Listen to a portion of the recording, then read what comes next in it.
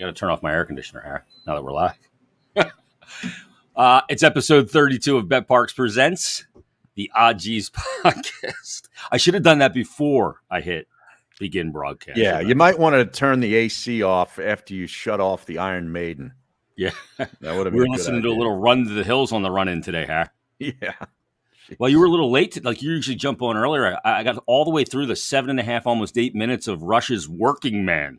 Well, I got your text after I was upstairs, in the restroom, and I came back down, and you said that the link was there, but it wasn't in my email. I had to refresh the damn thing. Ah, jeez. It didn't automatically shoot it in there. I would have been on. Yeah, I'm never late. No, you're not. You're very punctual. Yeah, I'm a very punctual person. Yeah. I think that's a good trait to have, Harry. I'm on like Tom Coughlin time or the old Lombardi time. 15 minutes early? Yeah, or you're late. Yeah. If you show up 15 minutes before the show, though, Harry, does he want to win? Yeah, right. I'd be in there an hour and a half before the shows. Oh, you were in very. I was actually in there way too long for him. He got uncomfortable sometimes when I was in there too much.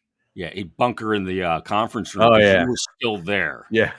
Because there was always potential for face-to-face conflict if you were there. He had this little room up in the fifth or sixth floor that he would go to, and it was right off the stairwell. And it apparently was one of the radio station rooms. And it wasn't around any of the other radio station rooms. It was kind of this one room off by itself, and the glass, you couldn't see through the glass. I forget what they call that effect, but you could tell people were in there if there were lights frosted. on. Yes, it was a frosted glass. Yes, which I enjoy a frosted mug. Exactly. From time to time. But yeah, he'd go in there too. He had all these little hideouts. Yeah, real secret place, secret shelter. Yes. But yeah, but there was always, you felt the sense that it could be conflict just by your walk down from the water cooler back to the jock area. I know, and I wasn't looking for conflict. Your walk looks for conflict, though, Harry. Harry walks like Clint Eastwood, like walking Dustin Johnson on the golf course. Yes, walking up the hill at 18, just sauntering. Augusta. Yeah, and you're like the outlaw Josie Wales. Right. I used to watch all that stuff all the time as a kid. Dirty Harry was one of my heroes. Oh, absolutely. I mean, he brought like strength to the name Harry. That was like the first guy that I'd ever seen, and maybe he's still the only guy that was like made Harry sound cool. Like this Prince Harry, he's a tool bag. Yeah, he's doing you no justice, Harry. Exactly. But Harry Callahan, I mean, you aspired to be that guy. He kicked ass. Who's the most famous Harry? Is it Harry Chapin? No. Or is it Harry Callis, Harry? Around here, it's Harry Callis. There's no doubt about it. But Harry Truman. Callahan, Harry Truman. Yeah, that's true. The buck stops here. Harry Callahan was one of the most politically incorrect figures in movie. If you go back and watch those today, you're like, man, oh my God, this guy back then was politically incorrect. Back when a lot, you know what I mean? Like where there was a lot more latitude back then. He didn't give a shit. Yeah. Or as they say today, he gives zero fucks. Yeah. Right. I want a shirt that says that. Yeah. Just give zero fucks. My fuck tank is empty. Well, you have Harry Carey was another good one. Well, yeah. It's a bit of like an old school name, It is. Of course, you had, Harry Houdini. Yeah. Another one. Or Houdini. Houdini, yeah. I said it wrong. Harry Houdini, I think, was in another genre. Would you go Dirty Harry or Harry Potter, Harry? Oh, come on. Daniel Radcliffe or Clint Eastwood? Although I have watched, I think, 3 of those Harry Potter movies. Yeah. With who? Myself. Really? Yeah, I decided to give it a chance. I was trying to broden my horizons. And after about too much time on your hands. After about the third one, I was like, I've seen enough. I've seen it enough. Yeah. Let's tell people about Bet Parks. They are a presenting sponsor. This is episode 32 of Bet Parks Presents the OGs podcast. And week 0 is over. We're leading into week 1 of the college football slate. Yeah, how about that? This is like, it's here. It's not just college football is really here. We have the deadline to cut teams down at 4:00. There's so much going on. And you got a great card this weekend. Get the BetParx app. You can get all your action in there. It's easy to use, fun to use, and you can bet everything from same game parlays, live in-game betting, player performances, futures, teasers, props. It's all there for you. And do you have a play, Harry, for the card? Yeah. I didn't have Penn State, Purdue over Penn State getting the 3. Yeah, and last week I had Northwestern getting the points against Nebraska. They ended up winning the game outright because Scott Frost went into a vapor lock with an 11-point lead in the second half. After scoring a touchdown, decided to go for an onside kick, and Northwestern recovered it in great field position. And boom, boom, boom, they went down right down the field and scored 28-24. They had momentum again, and then they went on to win the game outright in Ireland to lead off the Big Ten calendar. But yeah, I do have one. Utah, the Utes. Going on the road, taking on the Florida Gators. Now, I got to look into this if this is at one of these neutral site games or if this is actually in the swamp, because Utah is a 3-point favorite. And I'm going to take the Utes at -109, lay the 3 points to beat the Gators by somewhere around 6 to 7 points. They're a quality football team. Florida's got a lot of newness going on there. They've got talent. There's no doubt about it, but they're not the Florida of old. Utah is a really solid, underrated, well-coached football team. I'll take them. You got the Utes. There you go. That's a great play to get in on the BetParx app. If you don't have the app, download it, sign up. New and existing users, you'll get a risk-free bet up to $750 just for using the promo code. Yeah, the other companies will go like a hundo, or maybe even $5. Nobody's doing $750. No, not that I have seen. Yeah. So make sure you use promo code JASON750, JASON 750, and get that risk-free bet up to $750. Terms and conditions do apply. Do yourself a favor. Download the BetParx app today. You do need to be present in Pennsylvania or New Jersey and over 21. Gambling problem, call 1-800-GAMBLER. That game is at Florida. That's at Florida. Oh, it's at the Swamp. Yep, it's Florida Field. So that's and I think they've named Spurrier. They put Spurrier's name in there somehow too. So that's in Gainesville. Oh, the old ball coach, huh? Yeah. Good visorman. Yeah, it really is. And incredible card. I mean, it starts Thursday night. West Virginia at Pitt in the old backyard brawl. Now, did you see the new West Virginia helmets, Harry? I did. Kevin Kincaid, who's a big Mountaineer honk. Of course, he's a legit honk, though. He graduated from West Virginia. Yeah, he's tweeted out a picture of the helmet and the jersey. And I'll tell you, that helmet is awesome. It really is. Really looks good. Oftentimes, when they update a uniform, it just looks kind of campy, right? I'm gonna put the helmet up here if I can put it on the screen, people. I think it looks just fantastic, the helmet. Right. Now, West Virginia has a cool logo. Like they do like the WV in sort of the shape of the state.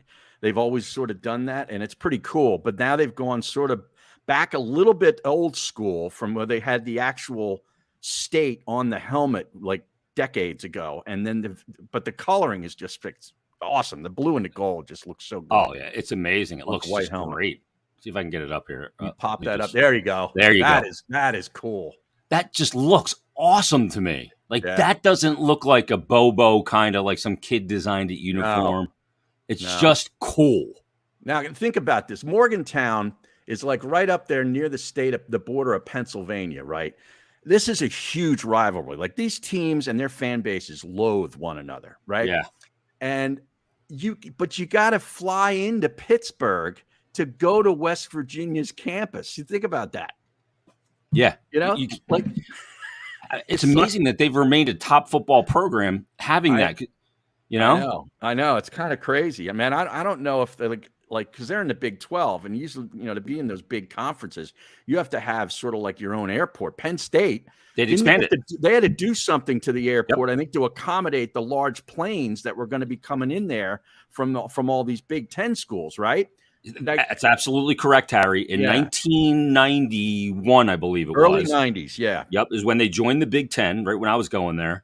And they had to expand that airport. The first year they were in the Big Ten, they did not. So teams had to fly into Harrisburg and bus it from Harrisburg. Yeah, and that's a schlep. That's a schlep. With Penn State football traffic starting on Thursday, it's not fun. And that's before they revamped 322. Yeah, you go Yeah. through Lewistown there, right? And I remember there's a bunch of adult bookstores that you pass. Yeah, that's in Selinsgrove. But there's more than one. Oh, There was like a couple during a stretch of highway, maybe a 10, 15-mile stretch. I think there was like 3 of them. Yeah, there's a lot. Oh, you're in the middle of, Donkeytown, Pennsylvania out there. Yes. But that uniform and that helmet is fantastic. Yeah. And as a Penn State alum, Harry, I'm going to call for it now. It's time for Penn State to do something to the helmet. No, you like to just white with the blue? I do, and I knew you were going to say this, and I'm thinking, don't go there, please. There's certain schools, and I think Notre Dame is one of them. USC, Penn State. There's certain brands, Michigan, like that you cannot. Ohio State doesn't have anything on the helmet, but those stupid Buckeye stickers. Yeah. As the year goes on, but it's just that shiny, metallic silver with the striping. Whenever they go to these alternate jerseys and alternate uniform, then they change like the Ohio State bucket to like a black helmet. I'm like, what are you doing? Like, there's certain schools I don't think you should fuck with it, and I think Penn State is one of them. I really do. Plain is perfection is what you're saying. It's always been that way. And man, those white uniforms with the white helmet and when they wear their black spikes and stuff. Oh, that was so great. Yeah, they were. And I'm not even a Penn State guy. Now you're a Penn State hater, as a matter of fact. I'm not a hater. Not anymore. You've lost your edge. Yeah. But like back in the day, like because Joe Pa always wore the black Nike cleat, right, with the khaki pants, which were always floods, right. And they were one of the first football teams to wear black shoes. And then you get to the NFL. Who was the first 2 teams to wear the black shoes in the NFL, Harry? The first 2 to wear just the black? Well, just the black shoes, the black cleats. Was it the Colts? Nope. It was the Chicago Bears and the Philadelphia Eagles. Oh, really? Yes. Wow, that's good cleat knowledge right there. Yeah. Man. I love a black cleat. But I remember Johnny Unitas would wear the high top black cleats back in the 50s and 60s, with that flat top buzz cut, sort of like your gym teacher in elementary school had. Yeah. At least mine did. Mr. Buzzcut. Like from Beavis and Butthead. Mr. Correct. Buzzcut was the gym teacher. Right. Yeah. I'll kick you in the balls. But they say the black cleats make the player look slower. Uh-huh. I can buy that. Right. Maybe that's why I always look slow, because I was always wearing the black shoe. It didn't work for that guy, that kid Dotson, man. He was a burner. Yeah, he's now with the Washington football team. Yeah. Yeah. Well, I like that kid. I'm excited for the NFL. I kind of backed out a little bit last year. Not going to back out this year. I'm ready to go. Well, why did you back out? Were you down I needed on a break, Sirianni? Harry. Oh, you I needed a break.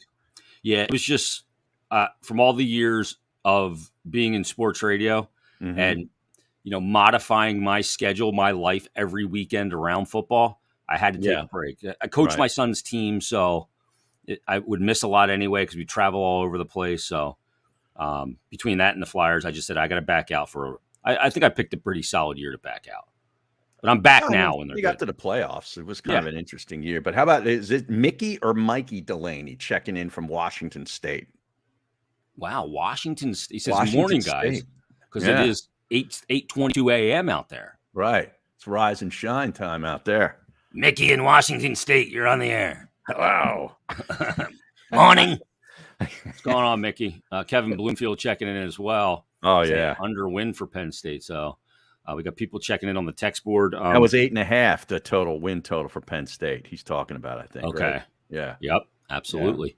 Yeah. So cut down day. Is that 4 o'clock today, Harry? 4 o'clock today, I believe. Yeah, and wow, there's a lot of buzz out there because they've already waived Carson Strong. How about that? That's the kid that was at Nevada. I remember Barrett Brooks doing a Nevada game or two and saying that Carson Strong's, going to be a drafted quarterback. He ended up not being drafted, I think. He was an undrafted free agent signing by the Eagles, but they gave him some upfront money, like over $300,000 guaranteed, as an undrafted free agent. Now they end up cutting him. Now, I don't know if they bring him back on a practice squad or he gets picked up somewhere else, but I thought that was kind of interesting. You know who would take him?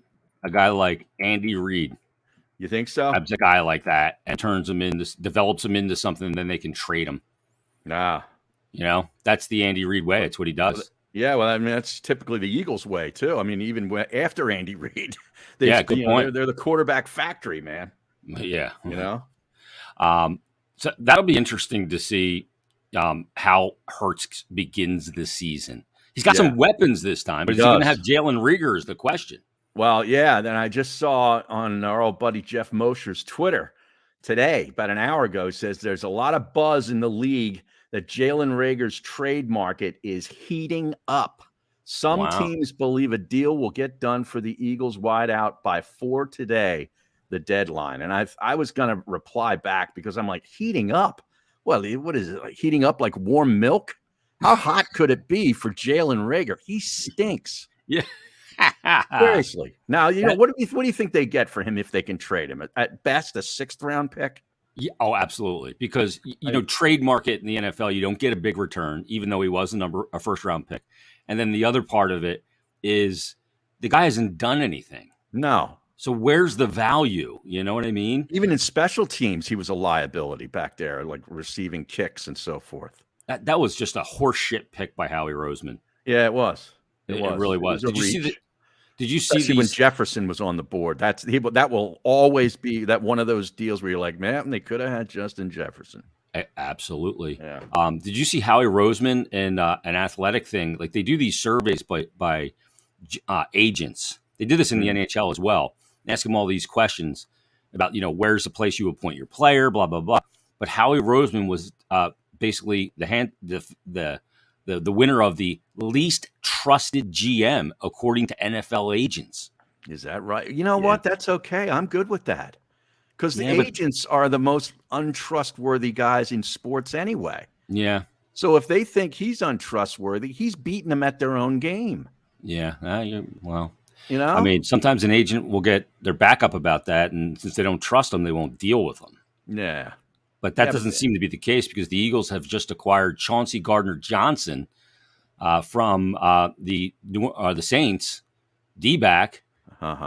His extension talks broke down. The focus shifted from keeping Gardner-Johnson to trading him. Philly lands a starter, according to Ian Rappaport at Rap Sheet. Well, there you go. Yeah, movement. How about that? And that Jaquiski Tart era is over in Philadelphia, right? Eagle Green. Yes.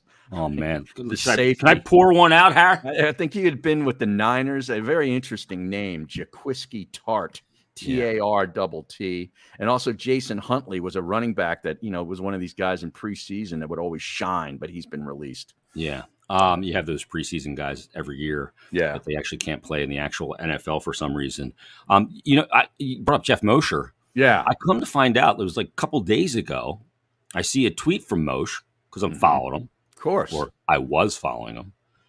What? I was a big part. Jeff reached out to me when he got let go from NBC Sports Philly Comcast, when he was doing all the stuff for the Eagles and their beat guy there, along with Reuben Frank. Reuben Frank. He and Reuben were doing a lot of the stuff, right? Yeah. Yeah, and he couldn't come to terms on a new contract with them. They tried to lowball him. Right. So when Jeff went on the unemployment line, he had contacted me. I didn't know Jeff at all, but I got a DM from him. We started talking and got him in at the Fanatic. Oh, you got him in. Well, I brought him. Me and Nahagan did it basically. He came to me, and then I went to Nahagan, and then we brought him in. We talked to him, and we hired him. Right. And he had a good run at the radio station. He did a real nice job. He and Aton worked very well together. They did. Doing shows, yeah. And occasional Lombardo and and Mosher shows as well. Absolutely. Good football guy is Jeff Mosher. He likes all the sport. He loves baseball, and he loves it all. Yeah, he's a good sportsman. Yeah. So I look and I click this thing to see if he's got any other Eagle news, and I see that he's not following me anymore. Are you following me, man? Why?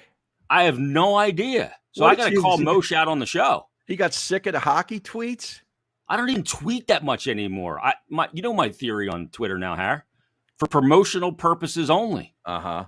I just can't do it. Now, when hockey comes back, I'll be tweeting a little more, and I'll be getting into some battles, I'm sure. Right. But I've taken, a nice siesta over the summer from engaging in the riffs of the nonsense.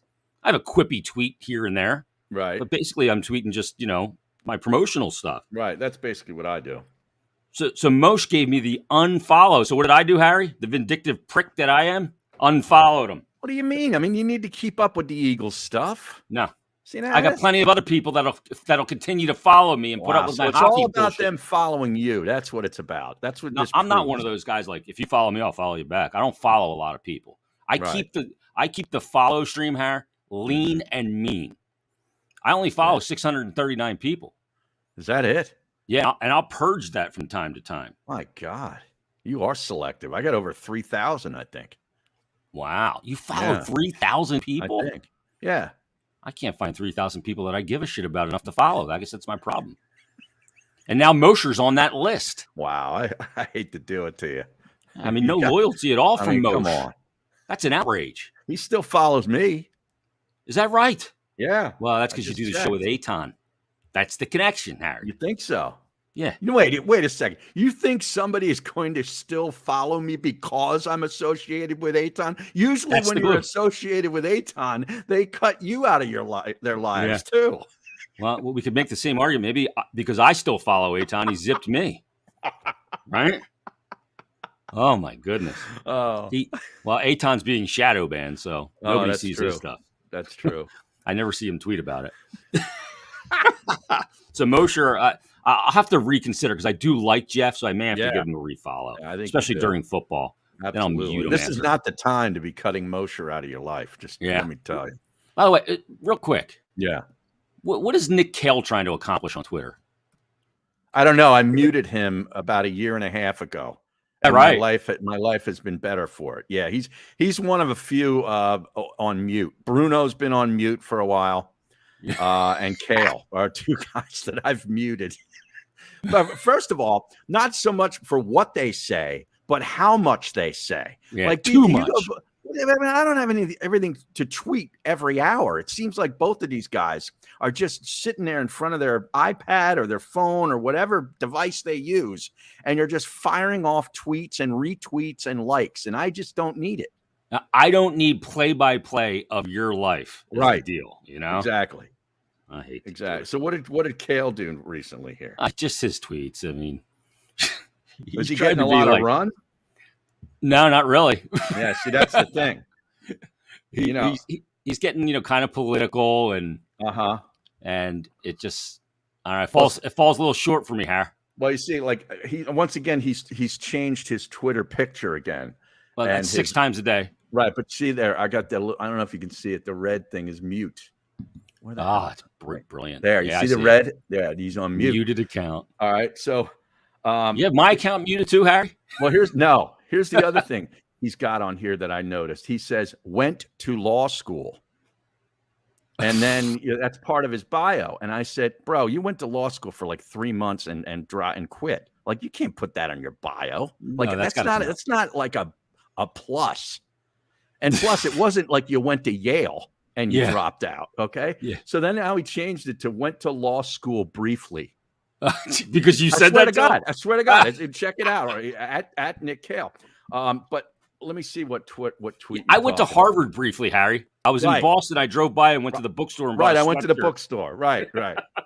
Let me see. What is this tweet? Let me see if I can pick the one that you're referring to.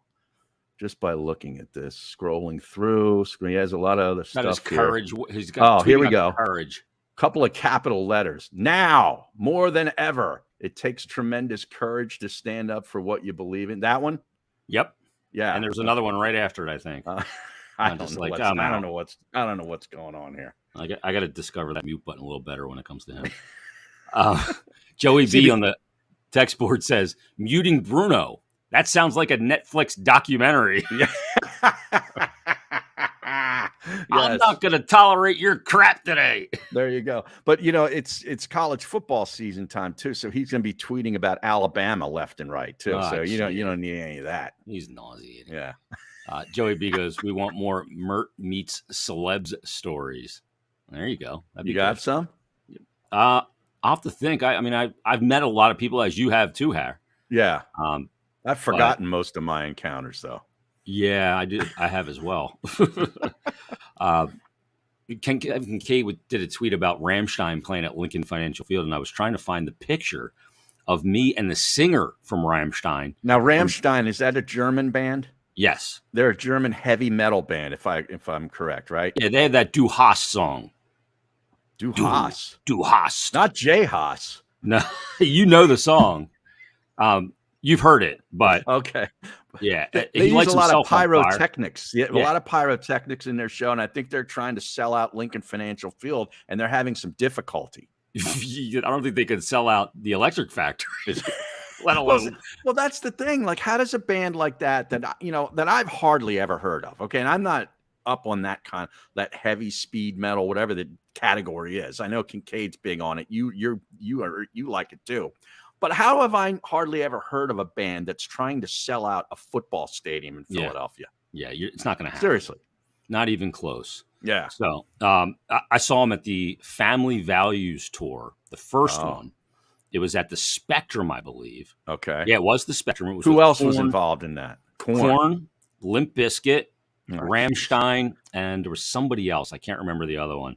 But I was doing rock radio at that time, and I was hanging with the guys from Korn and Limp Bizkit, who I didn't really like. I didn't like the guys from Limp Bizkit, but yeah, and I got a picture with the guys. Oh, who else was with him? It's when I got my picture with me and Ice Cube. Oh yeah, Cube was on that tour. No way. Yeah, as a solo act. Yes. Wow, that's huge. Yeah, so Cube was on that. That's right. I have the picture of me and Ice Cube, and me. That's and Ice the only Cube guy I would have wanted to listen to out of all those bands that you just named. He's great. He is. Me and him were the same height. Is that right? Yes. Wait, you and the lead singer from Limp Bizkit or Cube? Cube. Really? Yeah, I'll find the picture of me and Ice Cube and I'll put it on Twitter. So, jeez. Yeah. He was just elated to get a photo of me. I'm sure he has it hanging in his office. Yes. So I get this text from you the other day. From me? Yeah, I get this text. Let me bring this up. Uh-oh. Because I was really surprised to see it. Yeah. So I get this text totally out of the blue from you. 9:46 a.m. on Sunday. Harry's text. These Red Bull cars are on steroids. Oh, yes. I was watching the Belgian Grand Prix, the F1 race. Yes. That you were all hopped up about last week on the show. So I'm scrolling through, and the European golf is brutal. Like, I'm not watching that. So I'm looking for something to watch early because I think the old lady had an early tea time. So I'm by myself. I'm a little bored and got a little downtime. And I'm like, oh, yeah, the F1 race. Bam. I popped that thing on there. And of course, Max Verstappen just bulldozes past this guy for the lead. And then next thing you know, his teammates right behind him in second, about 9 seconds back. But like they were 1-2 for the whole rest of the way, I think. And I'm like, does anybody beat these guys? No. And Verstappen, his teammate is Sergio Checo Perez, yeah. Mexican driver. And he started P2. He was at the front of the grid. Verstappen had engine penalties and started 14th, Harry. And he picked his way through it, I think, 12 or 14 laps. Amazing. This doesn't happen. You don't go from 14 to win a race. Right. And that track is crazy. That's Spa-Francorchamps in Belgium, in Stavelot. What? Spa-Francorchamps? Spa-Francorchamps in Belgium. And of course, the Orange Army's out there, Max Verstappen supporters. But I was really proud to see that you were watching the Grand Prix. Yeah, I enjoyed it. It was cool. Now, did you see it from lights out, Harry? From the start? Because there's always a wreck in the beginning. No, I did not see it from the start. I caught it maybe about 6 or 7 laps in. Yeah. And I think there was like 44 laps or something in that race. Exactly. I forget exactly what it was. But I just saw one of these guys change teams or went back to the Alpine Renault team. Alpine, yeah. Alpine. Yeah. Now, is it Alpine? It's Alpine? It's Alpine, yeah. Is that the old stereo system in the cars back in the day that were so good? Remember we used to call them Alpines. Yeah, Alpine stereo. But it looks like the script is the same. I don't know. They're a French team. Oh, okay. Who are you seeing that went back to Alpine? No, hold on a second. Is this breaking news? Do we have, Harry? It was on my Twitter this morning. Is it Daniel Ricciardo? I think that's it. Yes. Okay. Well, I didn't even know that he drive for them 2 years ago when they were Renault and left the team to go to McLaren. But he's going back to Alpine. Wow. That's confirmed? I think so. Wow. Look at that. Okay. Yeah. So that's good news. Go. Good Australian driver. He got squeezed out there with the driver market. So Harry with breaking news. Joey B says, Harry and Mert need to go to an F1 race in either Miami, Vegas, or Austin and report back. We'd have to do a live show from there, of course. I would do that. Which one, Harry? You go Miami, Vegas, or three great cities? Vegas, Miami, or Austin, Texas? I'll give you the time of year as well. All right, Miami's that's in May, important. mid-May. No, I don't think so. Vegas is going to be, I believe, October, and Austin's right around that time as well. I'd go to Austin. Yeah. Because then I'd combine it with some college football in Texas or something. Yeah. Be a good weekend. There's a lot of good music in Austin still. Mm-hmm. So you wouldn't go the low-hanging fruit of Vegas? No. Okay. Well, like Austin is a racetrack. Vegas is going to be converted, the streets of Vegas, into a racetrack. Which is cool. That is around cool. The strip. Yeah. What about Miami? Miami's actually in the parking lot of the football. Oh, the Hard Rock, the football stadium. Yeah, they make that fake sort of beach area or something. Don't they have something real fake? And yeah, there's a fake beach. That's exactly right. To make it look very Miami. Yeah. But it's out like near the Turnpike. Like that's football stadiums. Like I think it's out between like 95 and the Turnpike. Yeah, part of the track goes under like the overpass of 95. Is that right? Yeah. Yeah, BWT Alpine F1 team puts out the tweet, confirmed. Esteban Ocon, that Daniel Ricciardo, after 2 years as part of the Renault family in 2019-2020, rejoins. Yep. There you go. Well, you can go home. You can go back. So there you go. Congratulations to Danny Rick on going back to the Alpine team. Real quick, tell everybody about Som Sleep.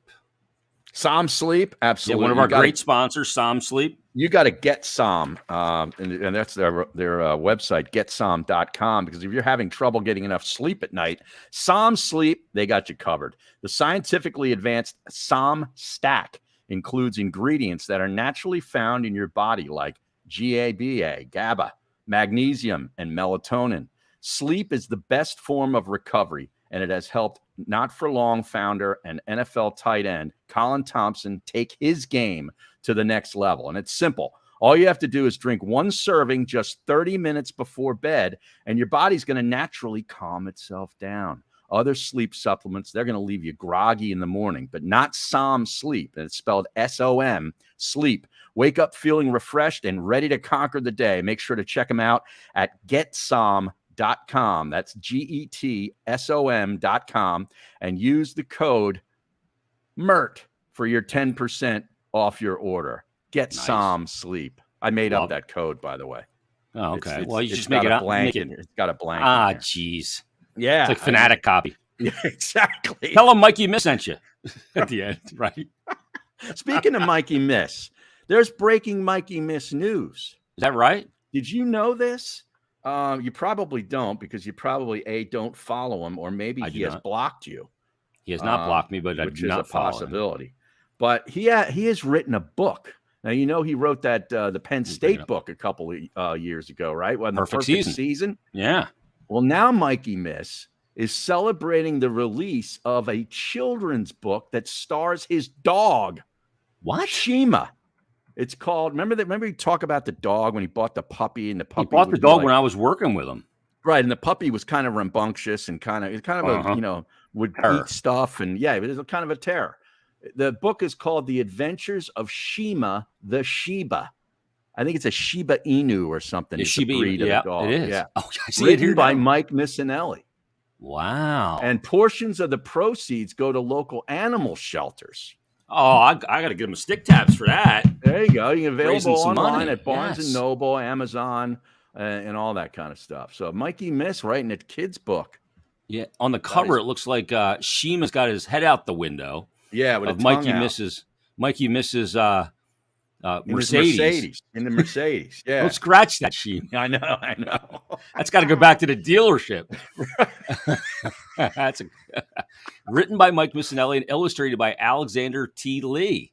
Yeah. Wow. How about that? What's this dog going to do in these adventures, I wonder? I have no idea. I guess you got to get it and find out. We'll have to find out if the dog's got a lot of the same DNA as Mikey Miss. Golf 18, smoke a stick. Drink some red wine. Yes. Yeah, and then go make some pasta in your own kitchen.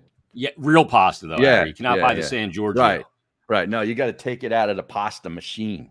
Like wow, Mike's only been off the air like not even that long. He already got to work on a book. I know. He's prolific over there. I think there's probably in the works. Although I don't think there's a whole lot of. How many words are typically in a children's book? Not many. Not a lot. Yeah, no. They're bold print. It's right. more about the pictures. Exactly. Oh, and the story to engage and get the kids' attention, because that's tough. That's tough work these days. Yeah. Yeah. 91 else SXer says that's the same place in Miami where Belaris got bamboozled by the Russian hookers. Oh, I remember that. So do you now want to go there instead? Didn't they steal his credit card or something? And yeah, and then he passed drugged out. Him? Yeah, I think they drugged him. They drugged him. That's crazy. By the way, did you see? If this isn't a sign for the commissioner of baseball to get some action into these games, there's more action in the stands, Harry, than there is on the field, because at the Blue Jays game, a couple was arrested for having very intimate relations. Well, that always happens up there, apparently. Yeah. Like in the stadium up in Toronto or in the hotel, that overlooks the outfield, people will have sex in the window, right in front of the window in their hotel room, and pull the curtains open. That's like a kind of a thing that's been going on there for a while. Well, I saw a guy was getting some other satisfaction in the upper deck a couple of days ago as well. And if your game is that boring, that you're gonna have to try and get one at the game, well, you have got to do something to make your game better. I disagree. I mean, what's wrong with a little little gratification while you're taking in the top of the fourth? Well, I mean, seriously. Maybe that's a good inning to do it if you got a good shutdown picture in there, because nothing's going to happen. And I think it happened at Oakland too recently. They got somebody at Oakland Memorial Coliseum watching the A's. Now the A's are not very good, so if you're going to go there and sit there in the sun, have that sun beating down on you, first of all, you got to put your SPF 50 on. If you're going to get, you're going to, especially taking the, do you take the pants down or do you just kind of unzip?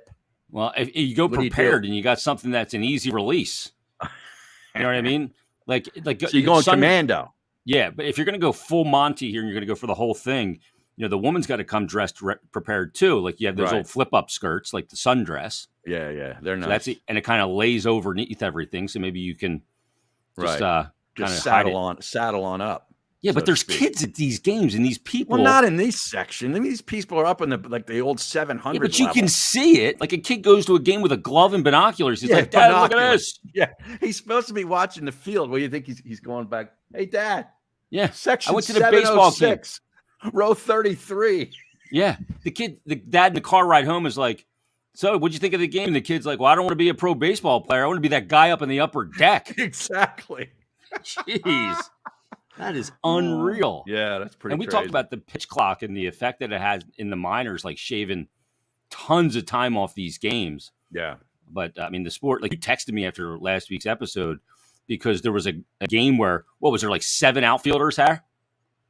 I forget that text. When did I send that? You sent it like right after the show last week. You sent it about, because we talked about the shift. Yeah. So, and you texted me that, there was some game on, and there was all the fielders were on one side of the field or something. Was it a Little League game? Because that was going on last week, and that would have been during the day. I don't know. I send you so much stuff. Yeah. What was the date last week? The 23rd. So it's okay. So, yeah, you sent it to me out of the blue, and I was like, I forget about it. I'm sorry. Yeah, that's all right. But yeah, I hate that though. That shift it is bullshit. Yeah, I don't know if there's something they can do about it, but I do hate it. I really. Well, there is something they can do about it. Easy. You have an area of the field that you have to be in at the pitch. You want to fix the game? Do that. Yeah. You know what I mean? You got to evolve it. Doesn't that sort of? I mean, the field's a pretty big field. You only got 8 guys out there, fielding with the pitcher. I mean, really 7 because the catcher's behind the plate. There's a lot of ground to cover. And if you've, like, all your scouting has told you that this guy typically hits the ball here, to put your fielders there, isn't that just smart? Yeah. Well, you can shade them there, but you can't stick 3 outfielders on the right side because I got a dead pull hitter. You know what I mean? Like the ball needs to get in play. Right. So you're saying you take a line right up through second base and center field, and there needs to be a certain number of players on both sides of that line. Well, at the infield, I break up into 4 pieces. Like the shortstop can't be on the other side of the second baseman side of the big. He can't. No, he can go there once the ball's hit, but he can't start lining up on the right side of the infield as a shortstop. He has to line up in the shortstop area, and you can shade it. Like you can shade the outfield, you can shade the infield, but you can't just load up the entire right side because a guy's a dead pull hitter. You know, that's my rule. You know, you got Mark Whitten up there as a pull hitter. You can't have everybody over there, so he hits it right into 5 guys. So that's just my thought on it, anyway. Yeah, you know, I would be down with that. I don't know that that's ever going to get passed, but I tend to agree with you. You know, we talk about football. I was so desperate for some football on Sunday, waiting around for Rory and Scotty Scheffler to tee off, that I actually tuned into the Jets-Giants preseason game for almost the entire first half. Oh my God! There couldn't have been 5,000 people in the stands at MetLife Stadium either, and that place looks really weird when there's nobody in it. Like it's got a cavernous weird look to it. Yeah. And I actually watched Davis Webb. He must have taken 25, 30 snaps in the first half for the Giants. And then the Flacco was in there for a while until he threw a gruesome interception. Then Mike White comes in, and I'm just like, I'm watching this, and I'm like, what am I doing? Yeah, like somebody needs to call the authorities. Like there's something wrong with me. We need a welfare check on Harry. Yeah, exactly. Should we swat you, Harry? yeah, right. Get you swatted. Don't give anybody any ideas. Yeah, that's a good point. I don't need to do the Lima getting all kinds of issues over there.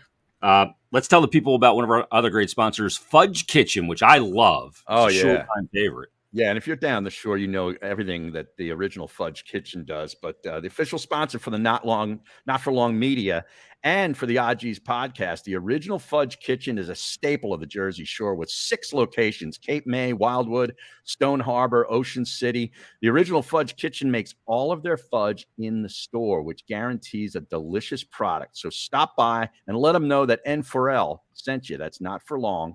And if you aren't able to visit in person, no worries, because they ship across the United States. Be sure to check them out, fudgekitchens.com. Great gift idea. The original Fudge Kitchen, shipping fudge and sweet treats across the country. I love it. The NFL season, like next week, we're going to have to do some predictions on the show. Our Super Bowl picks and all that stuff to get ready for the season. I tried to get Ross Tucker to jump on today. Yeah. And Ross does a great job. He does the Eagles Television Network. He's got the Ross Tucker podcast and the network. And I actually worked with him a little bit at it's Odyssey now, but it was Entercom at the time. Right. At the studios there where WIP is. I was doing a show with him that was a video podcast type show. Right. On their network. And I wasn't doing the show. I just did it sometimes with him, but I was like kind of running and managing their network and programming it. And he's a real good dude, real smart guy. Went to Princeton, and we're efforting to get him on. Maybe we can get him on next week to preview the NFL season. That would be great. Yeah, because I got shut down by Baldy. I told you all about that. What's going on there? I don't know. He's got all kinds of limitations on what he can do. Apparently, so he couldn't. Well, we're not affiliated with any radio station. I know. I think he said it was because of his podcast. I don't know. I don't know all the rules. Hey, we're going to promote his podcast. How about that? I know. I don't. It makes no sense to me. But Ross. Tell him Tucker, Anthony will be on with us. Ross Tucker. He's a Berks County guy. He's a Wyomissing Spartan.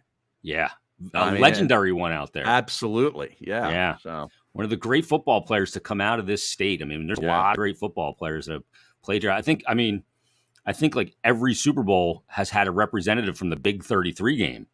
That happens every year in Hershey. Is that right? Yeah. It's a, really now, is that still between Ohio and Pennsylvania? I believe so, yes. Big 33. Yeah. So they're not necessarily from Pennsylvania's side, but they played in the game. Exactly, yes. Okay. Yeah. Exactly. Yeah. So, I mean, great football here, and we got to get Ross on. I'm trying to think who else we get on, Har. I know people on the text board will put in some good mentions here for guys we should get on as well. Well, we can't get Mosher on now because you ripped him. No, I think we got to get him on now. Oh, maybe okay. he would be good next week. He's would covering be. the Eagles, He'd right? be good any week. Yeah. Maybe we get Moshe on and I can put him on the spot and say, what the fuck, man? That's what you got to do. See, that's when you know this show's not affiliated with a radio station, because I'm going to tell Jeff, what the fuck? Oh, man. That would be great to get him on. I'd love to get – what about – we need a college football guy too, Harry. Who's a good college football guy? Tom Byrne? From Sirius XM? Yeah, he does a great job. Yeah. We get him on. I mean, Nick Kale, says he's a great college football guy, but he's a Bama apologist. Yeah, we'll pass. Yeah, is what he is. But how about some of that interview like we did Lonzo Ball, Harry? Oh, yeah. Remember that? I mean, Saturday, you got Oregon against Georgia, number 11 against number 3 at 3:30 on ABC. Then you got, I said, the Utah against Florida. That's 7 o'clock on ESPN. Notre Dame at Ohio State. Wow. On ABC at 7:30. That's number 5 against number 2. Wow. And then we got to get Byrne on just for that game. Be a Golden Domer. Sunday night, Florida State at LSU. That's on ABC. That's a standalone game. And then another standalone game on Monday night, Clemson at Georgia Tech on ESPN. Nice. And then there's tons of other games too. But, Michael Bradley would be good. He is very good. Yeah, and we can get him on. Yeah, he's got nothing going on. No, I don't say that. He's a teacher. He teaches people. Yeah, no, he knows his shit though. I mean, he's great. See, this is the problem with you is you rip all these people, and then it gets back to them, and they're like, "Fuck it, I ain't going on that show." That when I worked with Mike, that was the thing. Like we would get done an interview and we go to break. I go, well, there's another one. You go, what do you mean? I go, another guy I can never book again because you just freaking interrogated him on the air. I would get texts from guests all the time, like, "Don't ever hit me up again." Dude, what the hell just happened? Like, what did I get myself into here? I'm just calling in to promote something. This guy just destroyed me.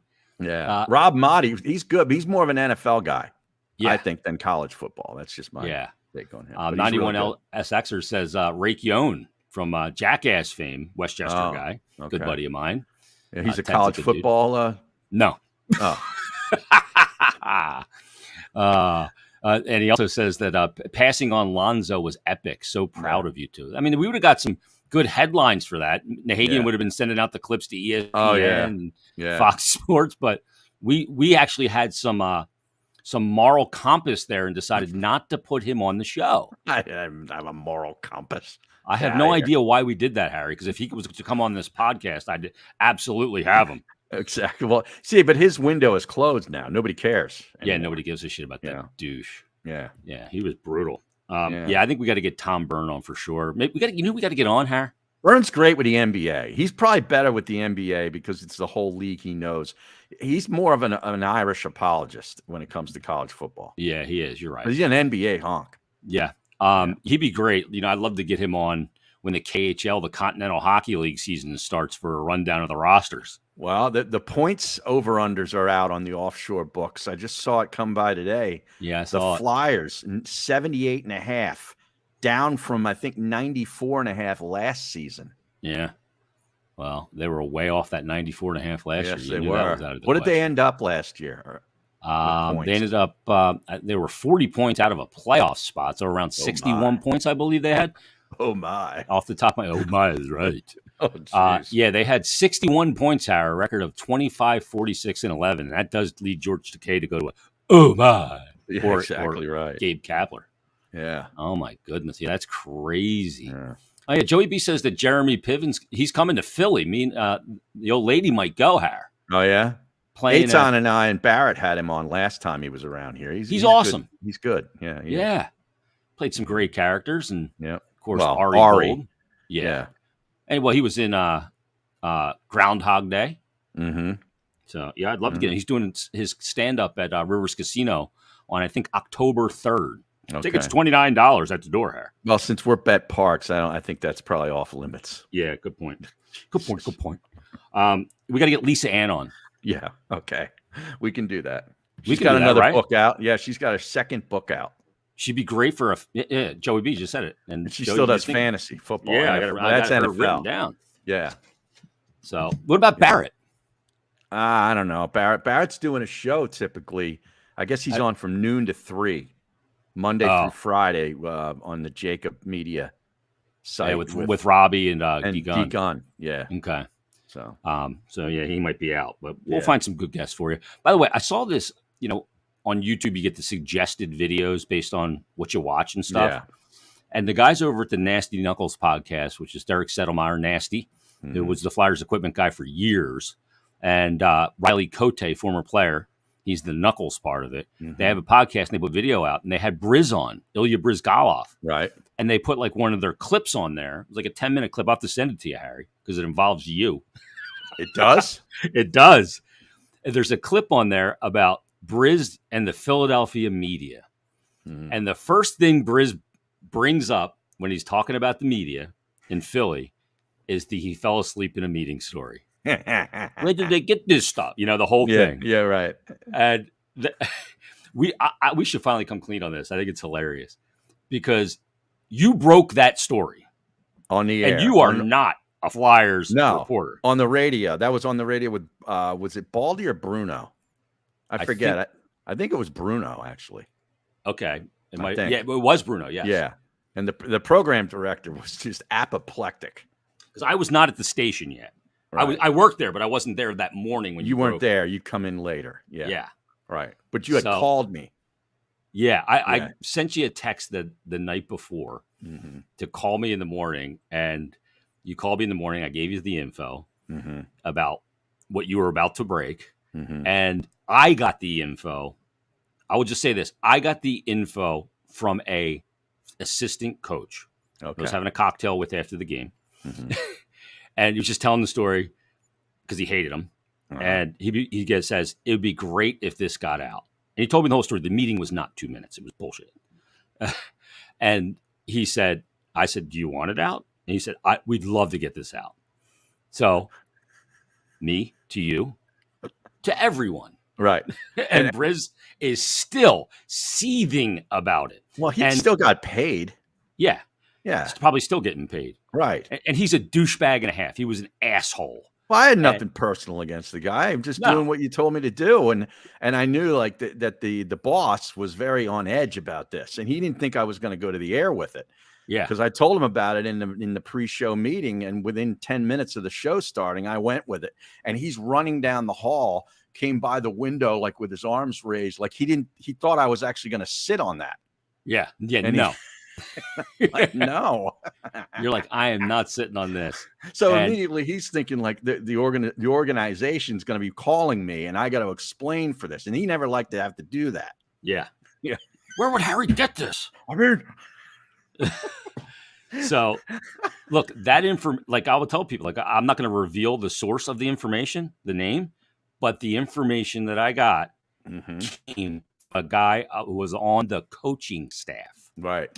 Who I was close with. So, and he is still salty to this day at you, Harry. You and Frank Saravalli, you had it first. Yeah. And then Frank confirmed it. But I remember you were like, dude, when's somebody going to kind of come out here and I'm on an island by myself? People were ripping you. Right. And the reporters that covered the team were all calling me, asking who was my source, like Sam Carchidi. I remember I was on the driving range hitting balls and I get Sam Carchidi. Okay. So I get on the phone and he's like trying to get the source out of me. I just wouldn't give it to him.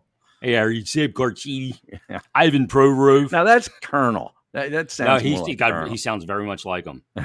He's got such a Philly accent. Avy, hey, George. But and he's doing his own thing now as well. But yeah, that's where that whole thing kind of popped off. But Briz is still a little pissed off at you, Harry. Well, he's still got his money, so I don't know what he's pissed off about. He should be that pissed off. Exactly. Let's tell the people, speaking of money, Howard, tell the people about Wealth Advisory Services. Maybe Wealth Advisory Services, man. If you don't know them, you should. Paul, Dave, and their entire team have over 100 years of first-class service working with all different levels of investors across the country. And there's something more powerful than luck or coincidence to help bring financial independence within reach, and it's called planning. As professionals dedicated to continuing education and a high standard of ethics, we leave nothing to chance at Wealth Advisory Services. We coordinate with other trusted professionals to ensure seamless management of your assets with services that range from portfolio management, insurance, tax, estate, retirement planning, and beyond. Located in Bucks County, PA, and Cape May, New Jersey. WealthAdvisoryServices.com, a personalized approach to managing your wealth. There you go. And maybe Briz can use them. There you go. Getting some of the old school guys back on the stream here today. Uh-huh. And Joey B's got a question for you, Harry. Will the Live Tour players who qualify for the majors be allowed to play in the U.S. Open, PGA, and Masters, and the British Open? Well, I mean, the U.S. Open and the Open are opens, so they're welcome to qualify no matter where they play their golf. When it comes to the Masters, I don't know what they're going to do. We're still waiting for Fred Ridley to give us, their take on this whole thing. But I would imagine that since they're so traditional based, that if you're on the Live Tour, and there's a bunch of them, Sergio, DJ, Bubba Watson, and more that have won the Masters, you always can come back and play the Masters. And I think lifetime exempt. That will probably continue. I would hope it does, because they've earned that, no matter where they're playing and getting their money from. Now, as far as the PGA, that's a world ranking points thing. It's also a thing. I think if you've won there, you do get to come back. So I would imagine that they're going to have access. Most of these guys are going to have access to the majors. So if you've won one and the big ones, look, where's this all going though? Who knows? I don't know. I have no idea. I don't know that we've ever seen a charge at a major sport like this. No. Like we saw, the USFL, we saw XFL, we've seen other leagues try and do these kind of things to go at, whether the big sports, but this one is totally different. And the USFL, because I remember this. I mean, they came after the young players. They were coming with college kids out of college. Herschel Walker, Jim Kelly, talented superstar college football players ended up going to the USFL because they'd give them upfront money. I guess that the NFL wasn't prepared to give them. That's all changed now. The NFL had more money and could stomp out the USFL. It just took a little bit of time. Here, you're dealing with the Saudis who have an endless pot of money. Yeah. So, I know Oil money. Matsuyama has now said he's sticking with the PGA Tour for now. Cam Smith went over today. That became official. But Cameron Young's a young up-and-coming player. He's decided to stay for now. But we'll see this thing is far from over. So it's so divided. Names. Yeah, it really is. And that's the thing that sucks. Yeah, now these guys hate one another, and the president's team, international team, has been obliterated. Yeah, with loss of Neiman and Cam Smith. This affects the quality of what you watch every week. It does, but now the PGA Tour has done something in the last week. You probably saw this. They've made a pact that their top 20 players are all going to commit to 20 events, 17 events that they'll all play together in. And then 3 additional events that they can choose willy-nilly on their schedule. So you're going to see more of the great players playing one another than you did before. So this is them recognizing that, hey, we're in trouble here a little bit, too. A little bit. Oh, yeah. And they've said this was all coming down the line. Well, it's been accelerated, to hyperspeed because of what Liv has done.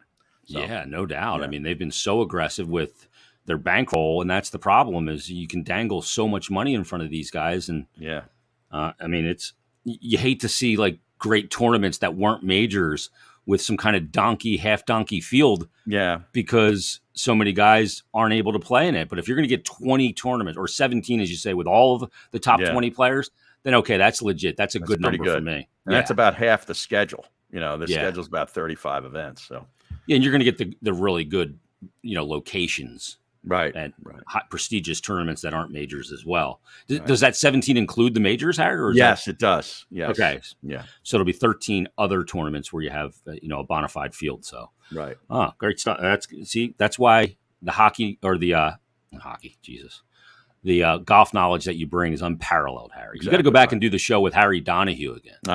I've done a bunch of shows with him. Was that Top Shots? Top Shots. What was the show called? Inside Golf with Harry Donahue and Harry Mays. It was a great show. Top Shot. I don't know. Top Shot was like some shooting show where they shot clay pigeons. Exactly.